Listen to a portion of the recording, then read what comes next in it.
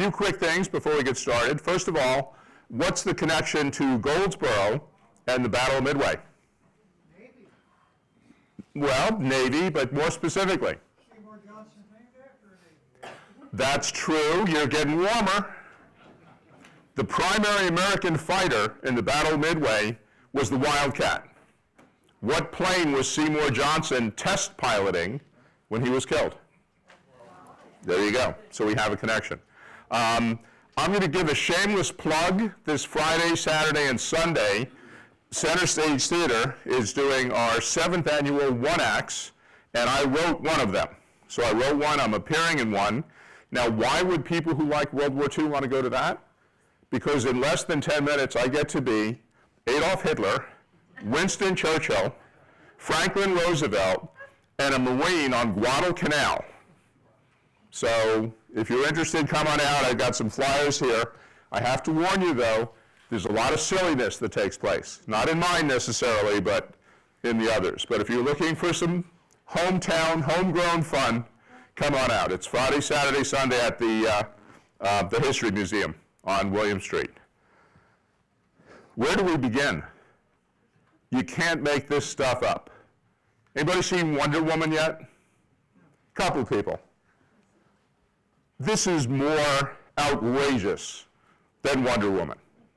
If somebody pitched this, if this hadn't actually happened and you pitched it to Hollywood, they'd laugh you out of the room. That's what makes this so unbelievable. At the beginning of the battle, Japan is running rampant through the Pacific. No one is even slowing them down. And their resources and their plans are crushing everything in their way. And 4 minutes take place on June 4th, 1942, that changes all of that. So that's what we're going to be talking about. So what gets the Battle of Midway going? What leads up to it? Pearl Harbor, December 7th, 1941. Of course, a lot of you came to our lecture about that, so you've got all the details as to what happened. Japanese sunk 8 of our carriers. Actually, 6 of them served in World War II. The Arizona and the Oklahoma were the only ones that couldn't be. Arizona, Oklahoma. No, but you said carriers, not carriers. Oh, battleships, thank you.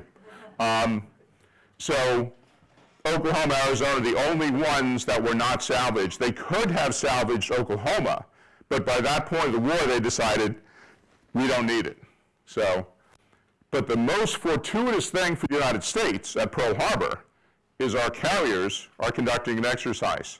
No carriers are there. So all of our carriers are spared. What happens after that? Well, you all know, came to our lecture here, the Doolittle Raid. The Doolittle Raid was such an affront to the Japanese. The fact that the Americans had the audacity to bomb the home islands, to bomb Tokyo, they could have killed the emperor. Oh my gosh, we can't allow that. So even though there were plans in the works to destroy what was left of the American fleet, the Doolittle Raid accelerated that.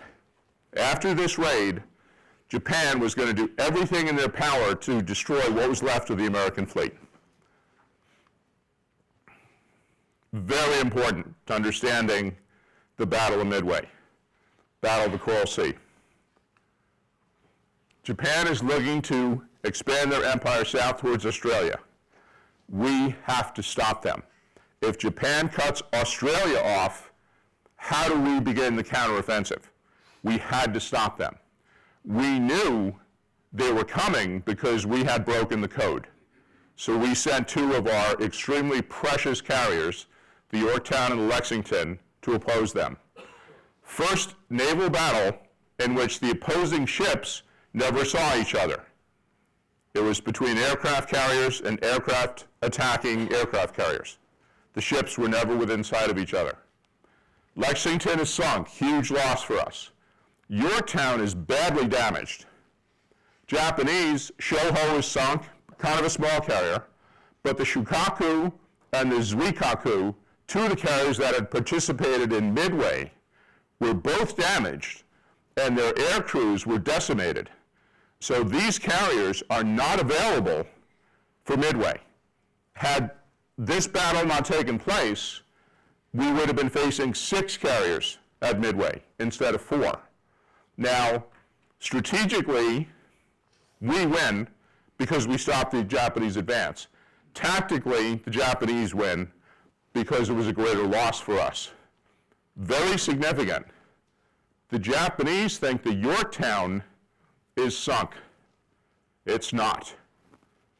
Very significant for what's coming.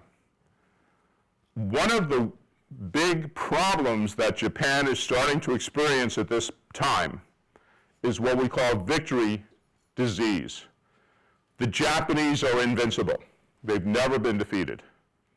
Pearl Harbor and the Coral Sea, in the Japanese mind, were bigger victories than they actually were. Again, they thought Yorktown was sunk. The Japanese believe that if they create this amazing plan, we will do everything according to the plan.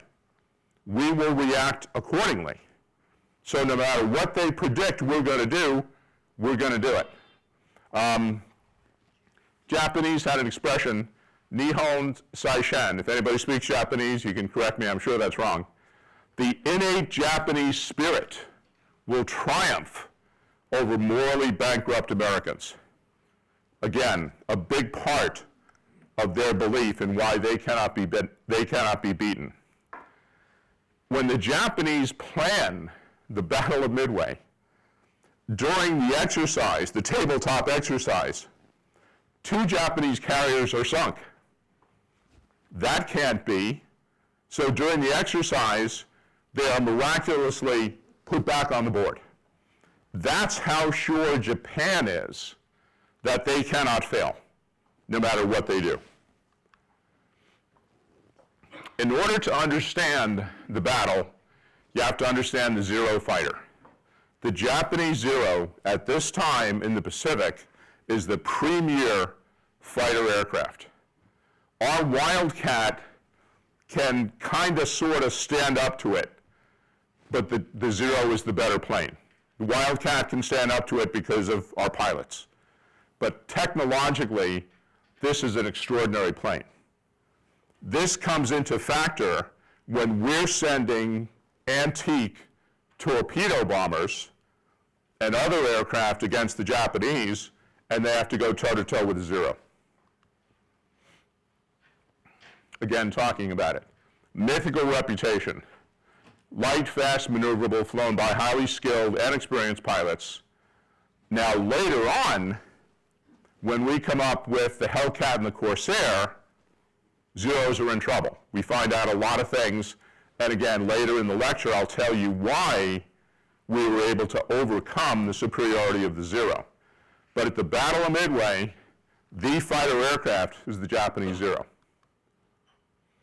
Very important man to understand what was happening. Joe Rochford. If you saw the movie Midway, what's the actor's name? Dan Aykroyd. No. Well, Dan Aykroyd in Pearl Harbor. Yeah, in Pearl Harbor, but in Midway, Hal Holbrook, and he's and he's walking around in a smoking jacket and slippers, and who is this guy? Well, he did walk around in the smoking jacket and slippers because he lived in his office. He lived to break the Japanese code. They cracked the JN-25 Japanese Navy Operation Code. They predicted the Japanese were advancing to Port Moresby and the Battle of the Coral Sea would ensue. He accurately predicted the Midway invasion and the Japanese going after the Aleutian Islands as a feint. So we knew. Now, just to show you, this first line here is about how much they could break. So Kaga is a Japanese carrier. So Kaga and blank blank will depart the Bungo Channel May 4th and arrive blank blank. So a little bit here, a little bit there, but we don't know everything. Now, Rochefort is convinced the Japanese are referring to Midway Island as AF. Now, if you've seen the movie or heard the stories, there was a ruse to prove that. But the thing is, Rochefort was sure. Admiral Nimitz was sure.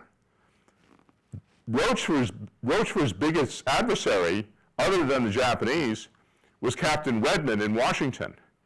He opposed Rochefort's conclusions every chance he got. In fact, after the Battle of Midway, Redmond takes credit for it. One of those awful stories about backstabbing and stuff like that.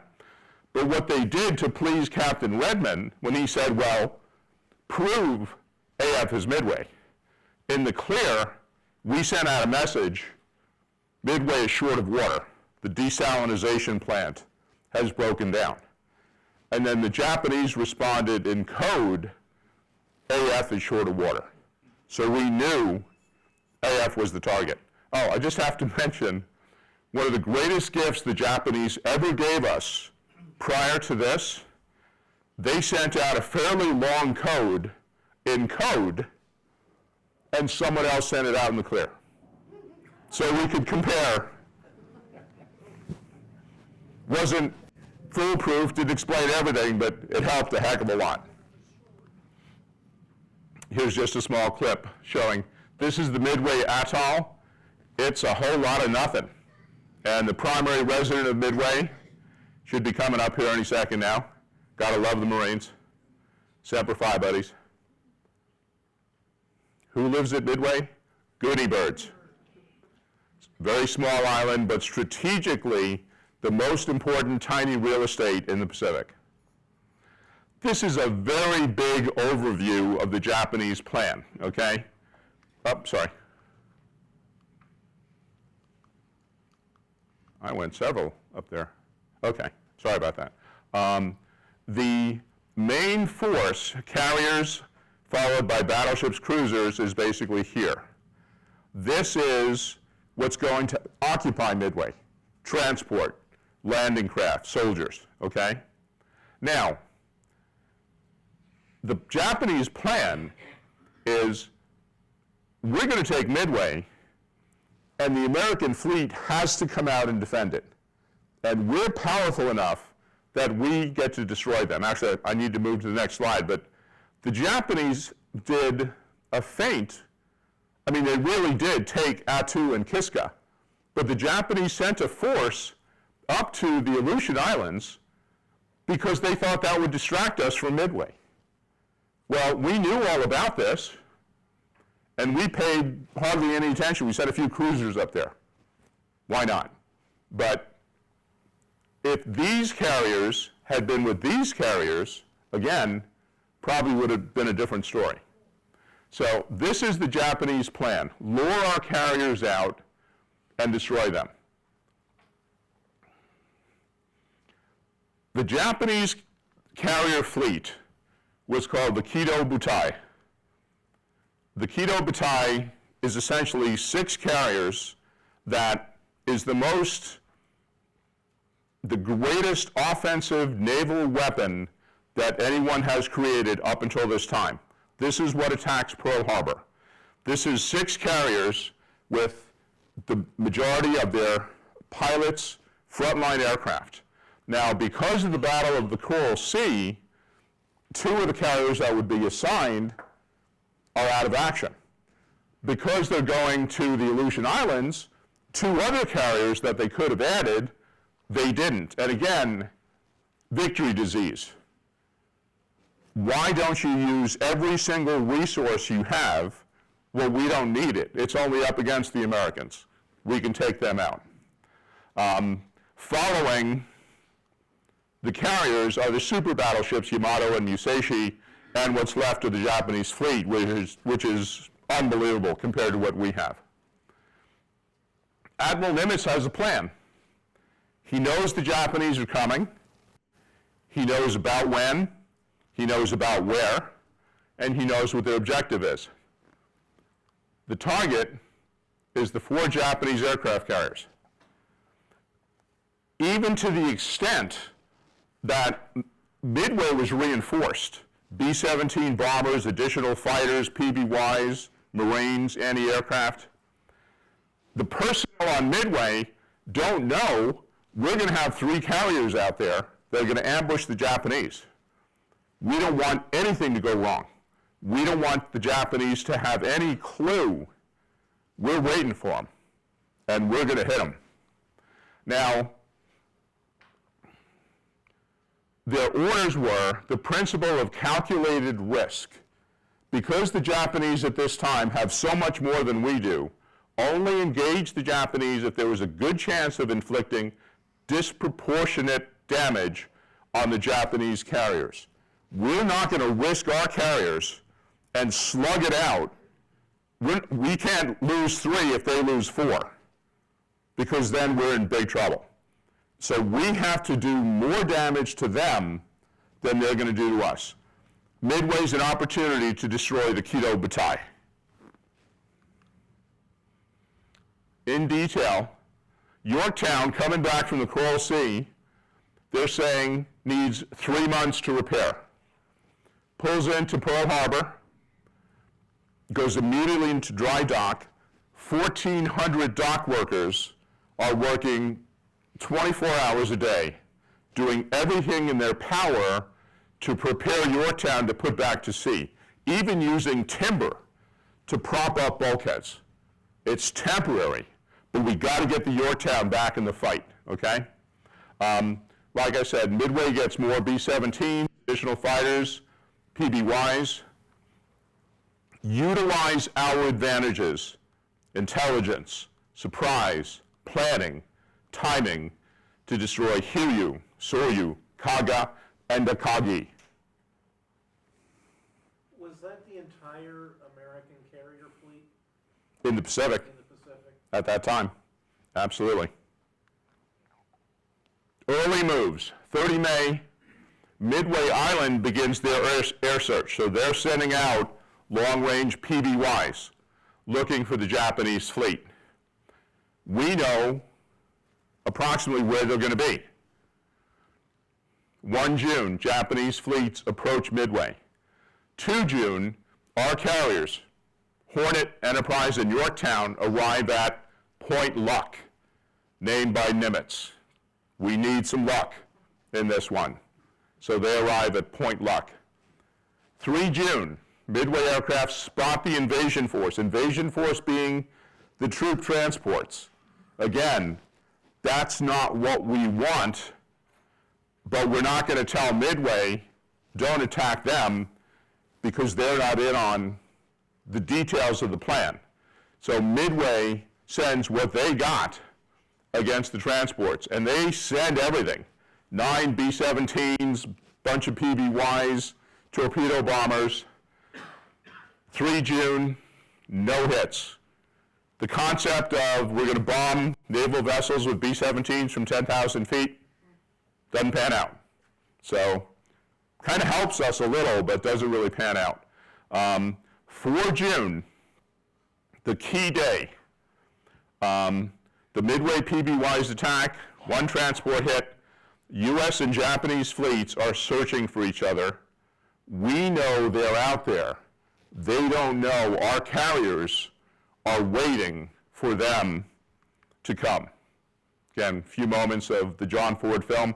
These are actual B-17s taking off from Midway Island to attack the Japanese fleet.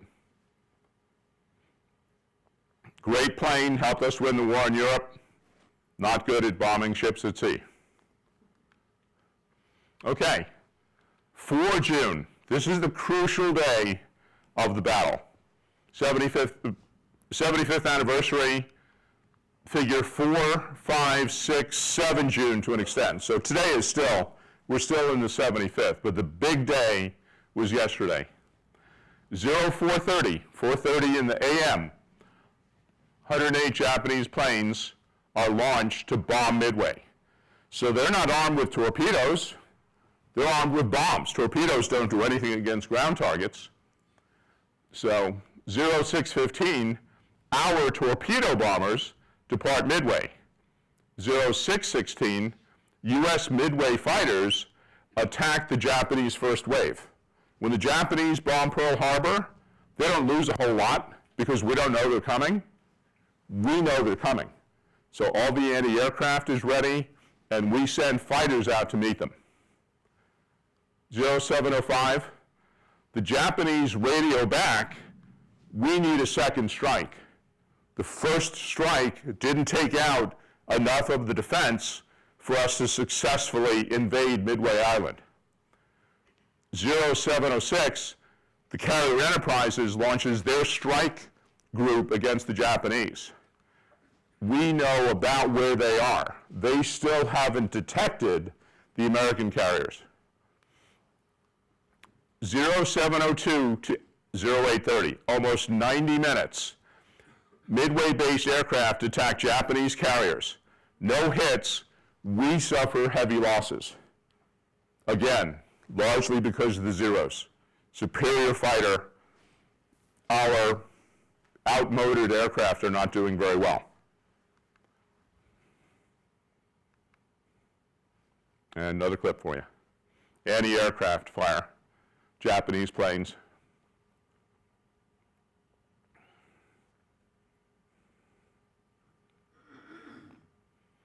Gotta love the old World War I helmets they're still wearing. And Japanese did some damage. But again, they could level Midway as long as we get their carriers. That's what really counts. This is the man in charge of the Japanese carriers, Nagumo. 0715, he orders the second wave has torpedoes. He orders them switched to bombs. 0728, U.S. surface ships are spotted, but not our carriers yet. But still, he says, well, the Kates that still have torpedoes on, let them on. 0830, Japanese scout planes for the first time spot a U.S. carrier. So Nagumo is starting to think, what's going on? They're not reacting the way they're supposed to react. You know, we played this war game, and they're supposed to do A, B, and C, and they're doing X, Y, and Z. What's going on? So the Japanese recover. 0838, Yorktown launches against the Japanese. 0918, the first wave coming back from Midway is recovered. So picture this, 4 Japanese aircraft carriers, and they're still in the process of torpedoes, bombs, torpedoes, what are we going to do? So they're switching back and forth, and on an aircraft carrier, when you decide to do bombs instead of torpedoes, well, there's very safe, nice places you put the torpedoes away. They don't have time for all that. So bombs are scattered all over the place. You know what's more combustible than an aircraft carrier? With bombs, torpedoes, aviation fuel, airplanes? Nothing. The American torpedo bombers attack. This is the TBD-1 Devastator torpedo. I bet a lot of you have never seen a picture of one of those. You think of World War II, you think of our big Avenger and stuff like that. Well, we had a couple of those then, but this was the mainstay. Very old, very slow, very vulnerable. This is what is attacking the Japanese carriers. The different torpedo groups, squadrons, 920, 958, and 1015. 0 hits. Torpedo Squadron 8, 100% casualties. Gone. We talk about Japanese kamikazes. We talk about, you know, the ferocity of the Russians.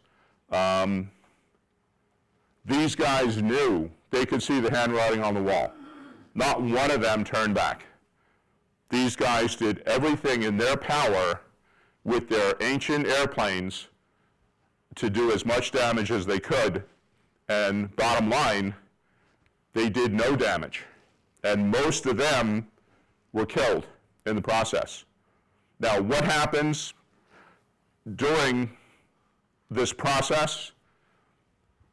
The 4 Japanese carriers are covered by a patrol of Zeros overhead. So anything that comes, they're going to knock out of the sky. Well, these planes fly low because they're dropping torpedoes. So all the Japanese planes come down to shoot down all the torpedo bombers, okay? Now this is the SBD Dauntless dive bomber, and this is what's about to come. 4 minutes that changed the world. This is one of the Japanese carriers, and that's what happens when you've got torpedoes, bombs, planes, aviation fuel. Annihilation. SBD Dauntless dive bombers arrive over the Japanese fleet, and there's no fighters, because these guys are up thousands of feet in the air. Japanese are at sea level. It's like, we couldn't have planned this better if we tried. Easy pickings, okay? 10:22, Japanese carrier Kaga, hit by multiple bombs. That's the first carrier that our dive bomber saw. So it was like, 100 dogs seeing a cat. Go get it. So that was hit by multiple bombs and turned into an inferno.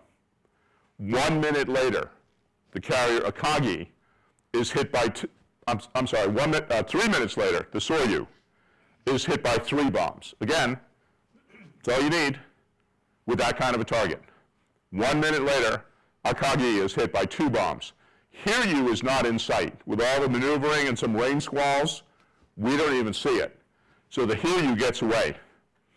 All 3 carriers in 4 minutes are flaming wrecks because of the bombs, torpedoes scattered throughout the flight decks and the hangar decks. All 3 carriers are doomed. Almost all the Japanese aircraft on these carriers are on these carriers. There's not many up in the air.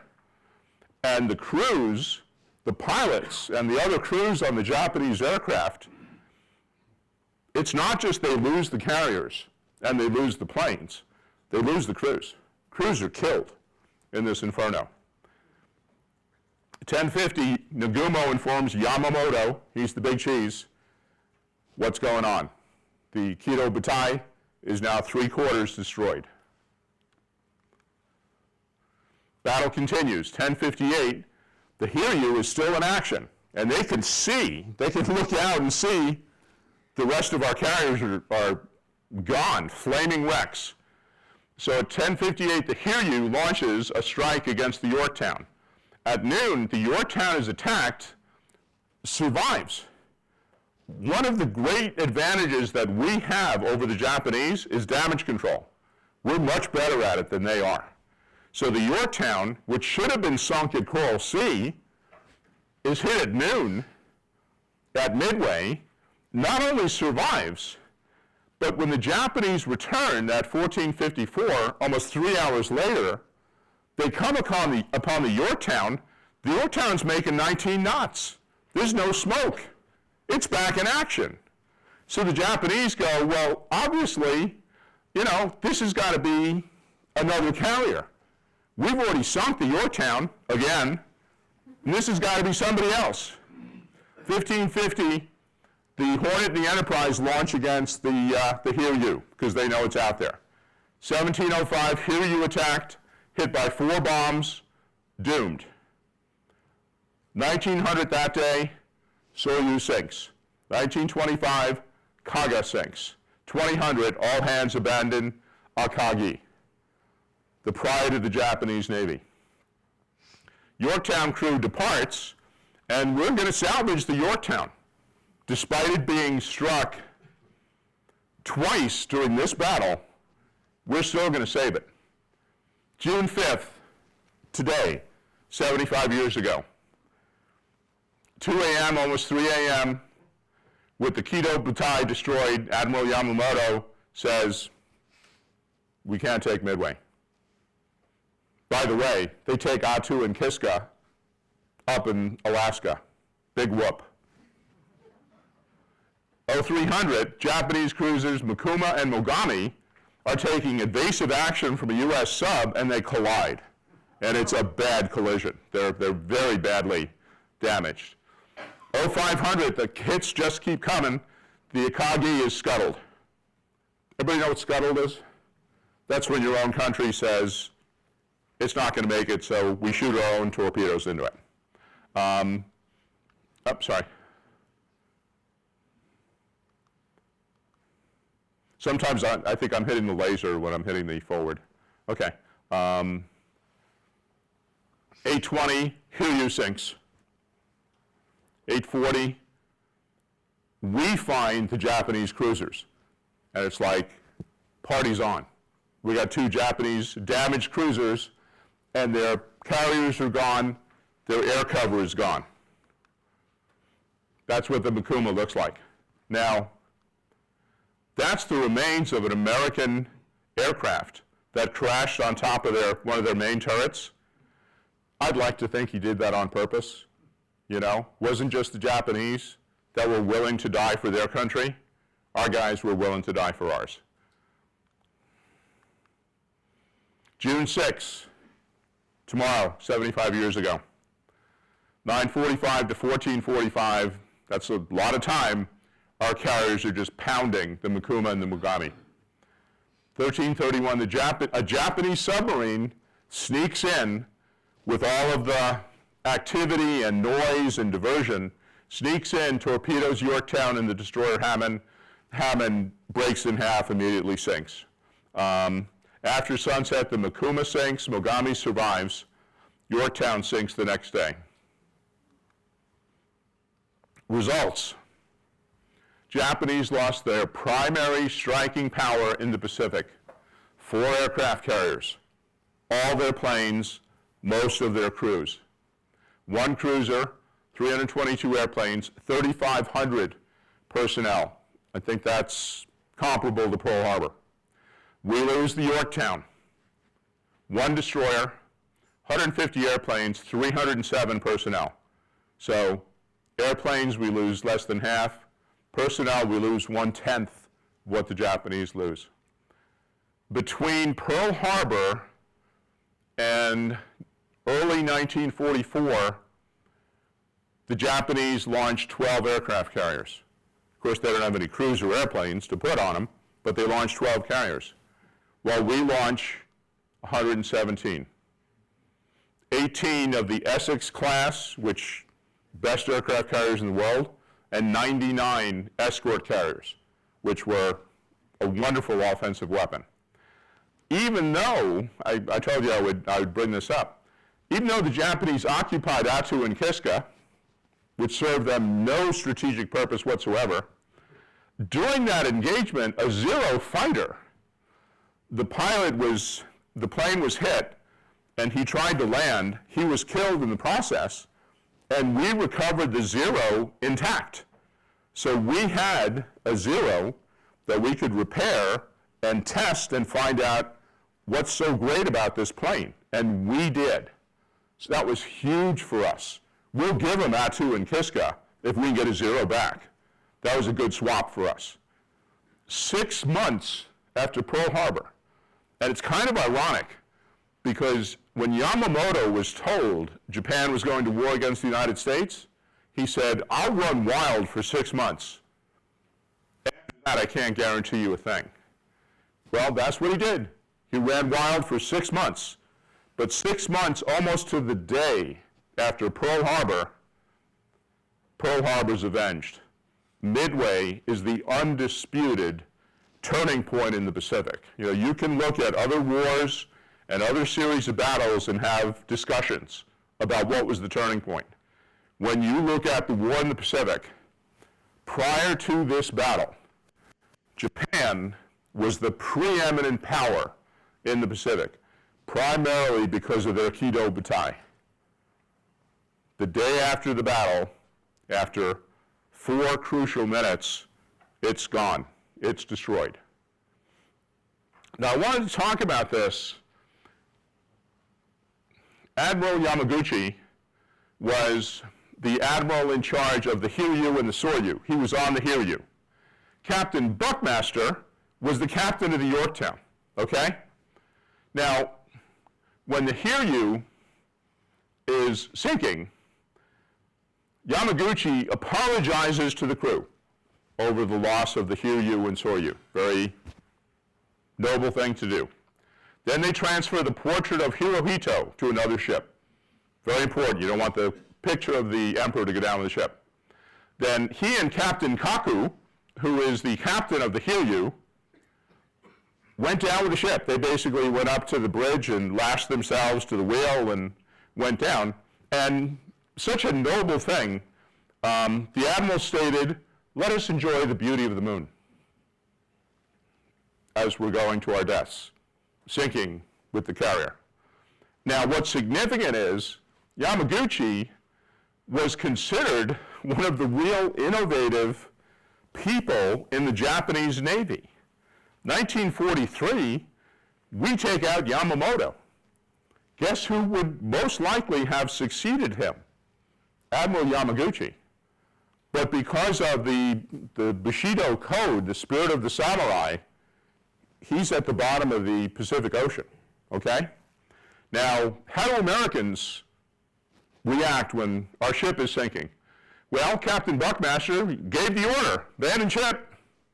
And then he personally toured the interior of the ship to make sure nobody was left alive on board the Yorktown.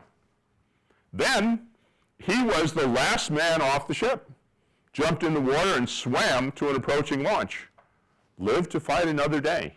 He became the Rear Admiral, the first chief of Naval Air Primary Training, because we lost some crews, but we replaced them because we had an excellent training program. One of the things I have to mention, because I always think, this is one of those things when I think about it, it's like, what a great image. I talked to you about the Zero being the preeminent fighter in the Pacific during these times. How did the Japanese get the Zeros from the factories to the naval yards to be hoisted on board ship by crane? How did they do that? Locomotive, trucks, what's that? Mules, oxen, probably some mules too. But they were pulled by oxen and I'm sure mules to the naval yard. Japan didn't really have an infrastructure. So Japan thinking, we're going to take on the United States? Maybe not, you know? And let's take them on in such a way, we're going to sneak up behind them and club them in the dark without letting them know we're coming. So they're going to be so mad, every man, woman, and child in America is going to do everything in their power to defeat us. What were you thinking? And the crazy part is Yamamoto lived and worked in the United States. He knew more about Americans than almost anybody else in Japan. How could he not know? Even if we had lost the Battle of Midway, we still win the war. Would have taken us longer. We would have lost more people, but we're still going to win the war. That's the crazy part of the war in the Pacific. When did Japan lose World War II? Some would say December 7th, 1941, when they took on a nation that they were totally unprepared to fight a global war with. We took time out to build atomic bombs. I mean, how crazy is that? But you got to think about what were they thinking. But this concept of we can't fail and our moral superiority will overcome their technology because they're morally bankrupt, doomed them. That's my lecture. Do you have any questions? Thank you. Colonel Cleaver, you had your hands up. Yes, Admiral Nimitz said Pearl Harbor really, we were blessed in three respects. The dry dock, it was a Sunday, there were fewer people killed. And thirdly, the fuel supply for the entire Pacific was just over the hill. Exactly. Exactly. The other thing is that the TBM that you showed, that's the type that President George Bush, the first, Going to disagree with the Colonel. Pardon? He flew the Avenger. He flew the Avenger. The, I know that for a fact. okay, Going to disagree with you on that one. stand corrected. Sir? I've heard there's a story of one of the American flyers who was in the first wave. His plane was shot down and he basically watched the rest of the battle. George Gay, Torpedo Squadron 8. He was the only man, and the planes had at least 2 crew, if not 3, on board. He was the only one that wasn't killed. He was in the middle of the Japanese fleet, hiding under a preserver, watching the Japanese carriers get annihilated. They show that in the movie Pearl Harbor. I remember that because he's like cheering them on. Oh, yeah. The movie Pearl Harbor, Charlton Heston, Henry Fonda, it's not 100, I'm sorry, Midway. Thank you. Midway. It's not 100%, but it's close, and it's good. It tells the basic story very well. Sir? I've read that Yamamoto did say, however, after Pearl Harbor, we have awakened a giant, a sleeping giant. Yes, sir. Yeah. So he knew. Absolutely. The fascinating thing to me about World War II is the fact that we had the industrial capacity, but we had a relatively small army. We had a fairly large Navy. The Air Force needed some work. But what this nation accomplished in such a short period of time is amazing. And the Germans did the same things. You know, Hermann Goering, the head of the German Luftwaffe, said, oh, the Americans can make refrigerators, but they can't make fighters, they can't make bombers. Duh. Guess again. So what this nation accomplished, and what was accomplished as a nation, not just our men and women in uniform, but the entire nation working together, Rosie the Riveter, kids doing scrap drives, just absolutely unbelievable. I've interviewed hundreds of World War II vets, and I've interviewed a lot of people who were alive at that time. It's so sad, the people who didn't serve in our armed forces during World War II, who couldn't, their health wasn't good enough, or they were doing an essential job in a factory, who felt shame because they weren't in uniform, they weren't exposing their life, they weren't putting themselves in danger. And, you know, just a remarkable time. Anybody else? I recently read a biography of Howard Hughes, which is mind-boggling in itself. But he made the claim that that the design of the Zero was stolen, was basically taken from some of his designs in the 1930s. Is there any validity to that? The concept that a foreign power could steal American secrets? The Russians taking the idea of the Christie tank and turning it into the T-34? Chinese aircraft out there today that have similar capabilities to ours? Say it isn't so. Wouldn't surprise me. Possible. I can't say for sure, but wouldn't surprise me. Colonel, you had a question? The Goldsboro paper had an excellent article about the Battle of Midway. I think it was yesterday. Excellent. They talk about one of the Navy pilots who did a tremendous job and lived and was awarded the Navy Cross and rose to the rank of Admiral. Wonderful. I'll have to find that. Have you heard of a Marine captain that was in the battle that was killed named Fleming, Captain Fleming? I have not. He's a Medal of Honor recipient. Wonderful. I think Wonderful. he's the only one from Midway, Wow. but I'm not sure. We actually had 2 pilots who got hits on one of the 3 carriers earlier in the day, and then later in the day dropped ordnance on the Hiryu. How cool is that they got to do that? Sir? Yeah, I've recently read that one of the differences in tactics was that the Japanese they loaded their carriers with attack planes and left no room for any surveillance or reconnaissance aircraft. So they couldn't recon. And that's one of the reasons we saw them before they saw us. Mm-hmm. Sure. And that helped tip the scales. The other thing was that they had very little experience with carrier battles against moving targets. Mm-hmm. That all of their previous battles had been like Pearl Harbor. Sure. They were flying against Chinese and on stationary targets.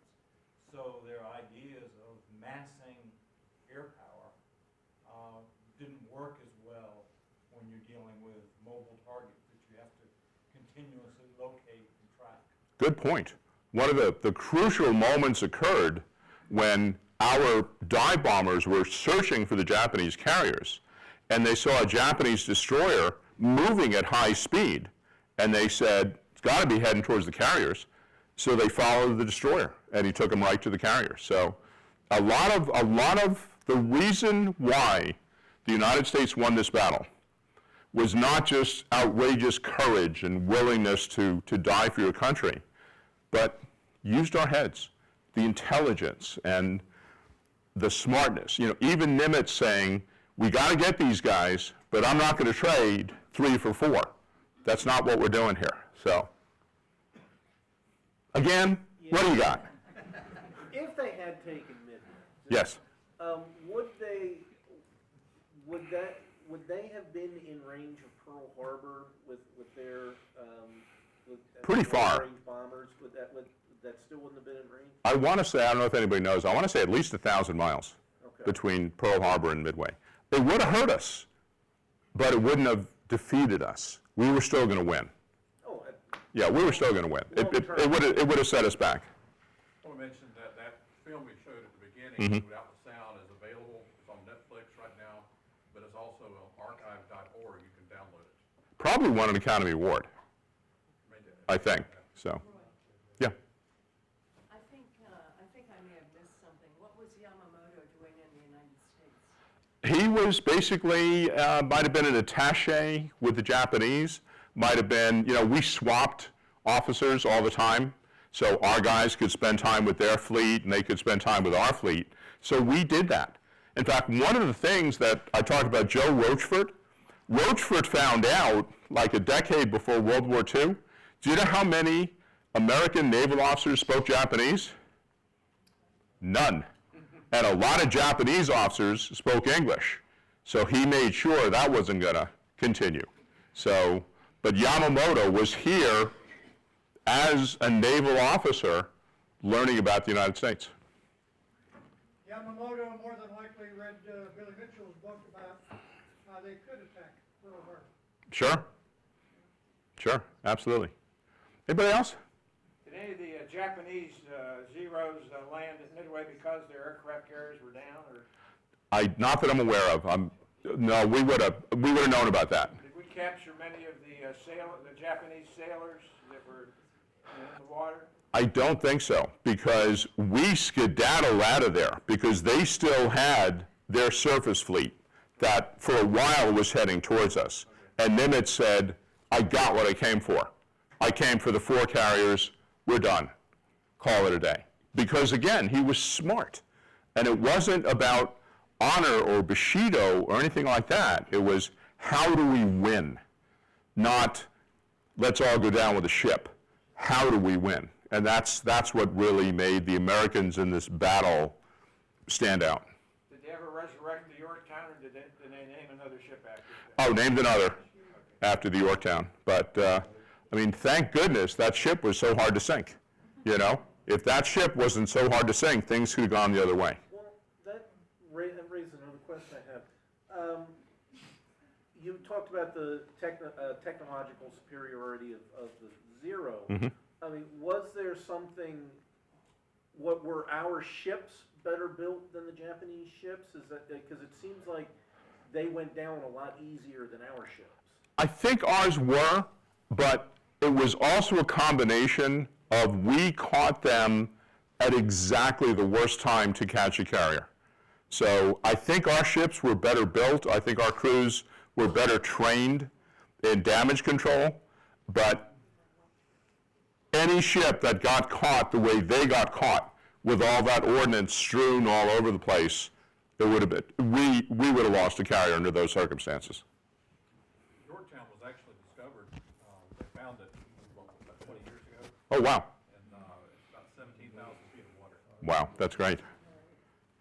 I think I saw on television a while back, they were talking about how the Americans flooded their fuel lines on board their ships with carbon dioxide. Sure.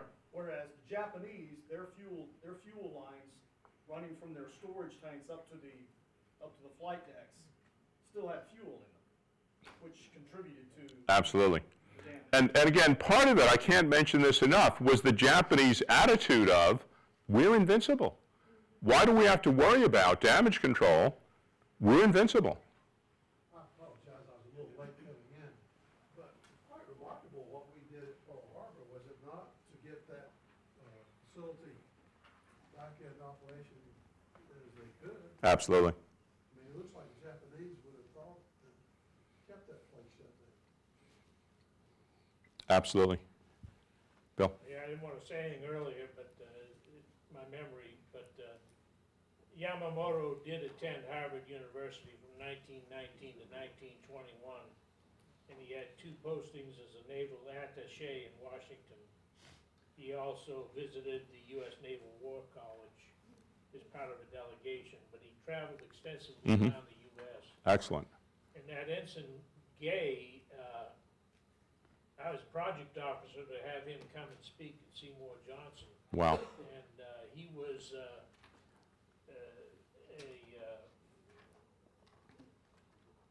part of the filming of the movie Midway, because he was a technical advisor. And he said all the stars on the movie treated him with the utmost respect and deference. Pretty good story. That's wonderful. Thank you, everybody, for coming. Not quite as bad weather-wise as last time, but